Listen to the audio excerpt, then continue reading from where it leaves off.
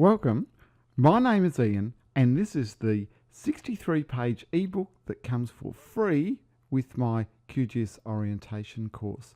Now the ebook is 63 pages long, including the cover and the table of contents. It is just shy of 10,000 words. We'll be using QuantumGIS version 3.4. The ebook follows the course structure very closely.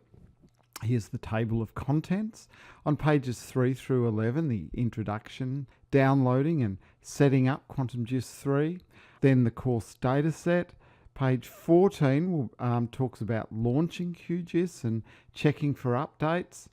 15 through 18, how to configure your toolbars and panels to look like mine. On page 19, the map and map layers window. 20 to 22, the layers property dialog. On page 22 through 36, opening a vector map and an air photo.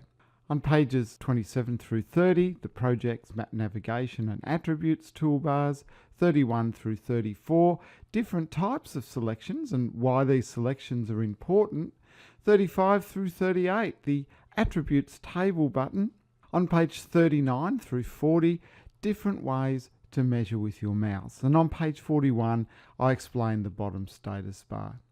On pages 42 through 45, interpreting vector maps and air photo maps.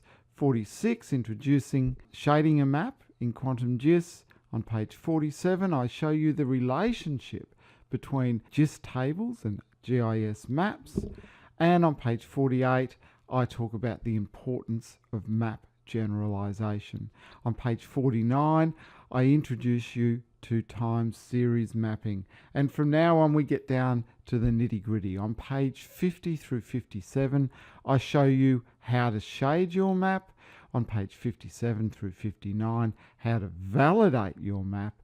And on page 59 through 62, how to create a time series map. And finally, a quick note on my other QGIS courses.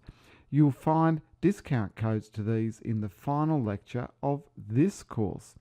Well, that's the free ebook that comes with the course. I hope you enjoy it. Be sure to download it from the resources area of this lesson. And I look forward to meeting you inside. Bye.